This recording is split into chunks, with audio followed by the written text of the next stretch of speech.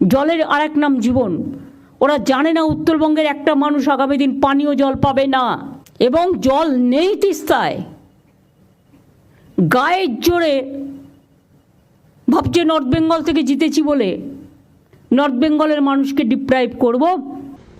চিঠিতে তিনি আরও উল্লেখ করেন 1996 সালের ফারাক্কা চুক্তি নবায়ন করা নিয়েও বাংলাদেশকে আশ্বাস দিয়েছেন মোদি, যার মেয়াদ 2026 সালে শেষ হওয়ার কথা। তিস্তা ও ফারাক্কা চুক্তি ইস্যুতে একতরফা সিদ্ধান্ত হলে দেশ জুড়ে আন্দোলনের ডাক দেবেন বলেও হুঁশিয়ারি দেন মমতা। একতরফা কোনো সিদ্ধান্ত নেওয়া হয় তাহলে কিন্তু বাংলা জুড়ে আন্দোলন চলবে, দেশ জুড়ে চলবে।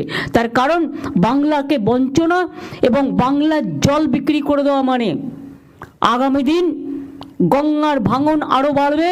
আমি বন্ধুত্ব করতে চাই, কিন্তু বাংলাকে বিক্রি করে দেওয়ার স্বার্থে নয়। এছাড়া আত্রাই নদীতে বাঁধ দেওয়া